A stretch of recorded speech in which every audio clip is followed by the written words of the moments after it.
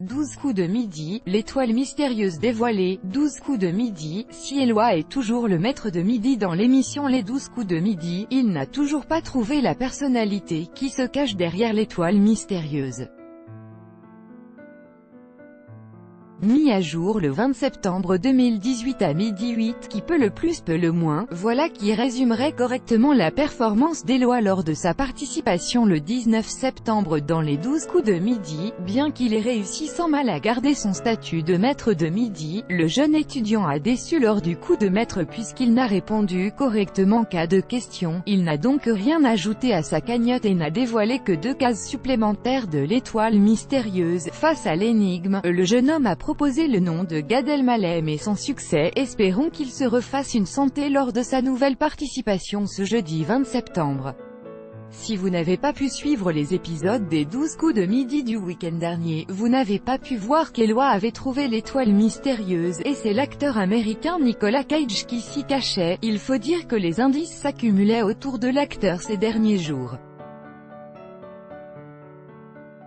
Ses origines italiennes avec le Colisée, les super-héros Marvel pour son rôle de Ghost Rider, Las Vegas qui rappelle son film Living Las Vegas, une moto qui correspondait une fois encore à son personnage de Ghost Rider ou encore un serpent qui renvoie au film Snake Eyes dans lequel il a joué. Il n'en a pas fallu beaucoup plus à Eloi pour déjouer l'énigme de l'étoile mystérieuse. Nicolas Cage, retour sur une carrière capillaire hors du commun. Voir la sélection en savoir plus. L'étoile mystérieuse. Les 12 coups de midi. La dernière étoile mystérieuse à avoir été élucidée cachait le visage de Nicolas Cage. Elle a été découverte par Eloi le 15 septembre 2018. Les indices étaient les suivants: le Colisée pour ses origines italiennes, un serpent renvoyant au film Snake Eyes, une moto au film Ghost Rider, une pancarte Las Vegas pour le film Living Las Vegas, une danseuse étoile qui évoquait la profession de sa mère, la chorégraphe Joy Fogelsang. Tout y était. 12 coups de midi. Classement suite à l'élimination de Véronique dans les 12 coups de midi, le classement actuel des maîtres de midi restera figé pendant un moment. Christian Quesada reste le maître incontesté de l'émission avec 193 participations. Véronique arrive derrière lui avec 100 participations tout rond. Puis vient Timothée avec 83 participations en tout. Y aura-t-il un jour un maître de midi qui dépassera Christian Quesada? Seul l'avenir nous le dira.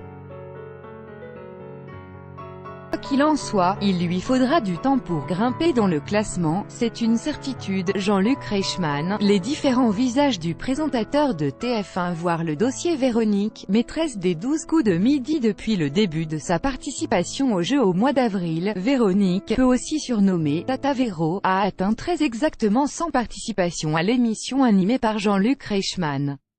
Après avoir cumulé de nombreuses victoires, la championne a été éliminée le 21 juillet 2018 avec une cagnotte totale de près de 450 000 € de gains et de cadeaux. Elle s'est ainsi hissée au 2e rang du classement des maîtres de midi après Christian Quesada et ses 193 participations, un record absolu.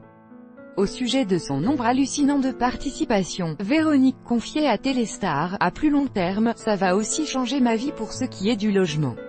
Actuellement, on habite au 1er étage, dans un appartement. Mon mari étant en fauteuil roulant, on envisage d'aller dans une maison de plain pied quand on aura assez d'argent. Véronique est une maîtresse de midi qui s'étendait assez peu sur sa vie privée dans l'émission.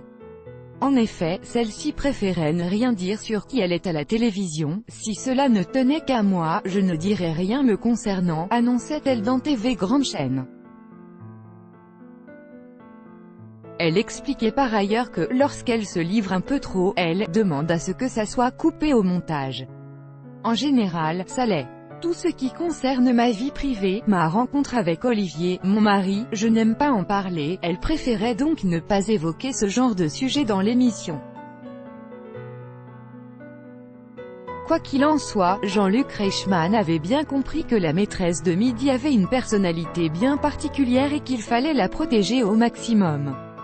Dans une interview accordée au Figaro TV Mag, le présentateur des 12 coups de midi racontait que « Véronique est une personne hypersensible, je dois faire 15 fois plus attention à ce que je dis, aux échanges que je peux avoir avec elle et les autres candidats. Ça demande une écoute et une vigilance de tous les instants. » Christian Quesada 12 coups de midi. Christian Quesada est le plus grand maître de midi de l'histoire des 12 coups de midi. Du 4 juillet 2016 au 14 janvier 2017, il a enchaîné pas moins de 193 victoires d'affilée, cela représente pas moins de 64 coups de maître et un total de 7 étoiles mystérieuses élucidées pour des gains de 809 392 €. Pour l'heure, son record reste invaincu. Dans un entretien accordé à Téléstar, Christian Quesada a même annoncé qu'un film adapté de sa vie allait prochainement sortir sur grand écran. Ça avance, le film sortira très certainement en septembre ou octobre 2019. L'acteur sollicité pour jouer mon rôle est très connu, mais je ne peux pas en dire plus. À noter que le maître de midi prévoit également la sortie prochaine d'un deuxième livre qu'il va dédier à la mémoire et à la culture générale. Z, la voix des 12 coups de midi surnommée Z, la voix off du jeu Les 12 coups de midi est incarnée par Isabelle Benadji. Arrivée 6 mois après le lancement des 12 coups de midi en 2010, elle avait rencontré Jean-Luc Reichmann en 1987 sur Fun Radio où elle a été animatrice. Sa voix est aussi présente dans d'autres programmes de télévision comme Secret d'Histoire sur France 2.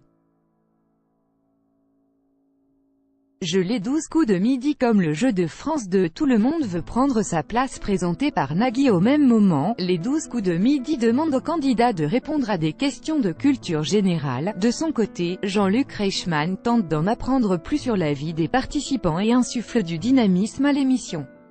Streaming et replay. Les 12 coups de midi. Le site MyTF1 permet de visionner les épisodes en streaming en direct de leur diffusion à la télévision. Pour les rattraper, la chaîne laisse aussi en replay les dernières diffusions.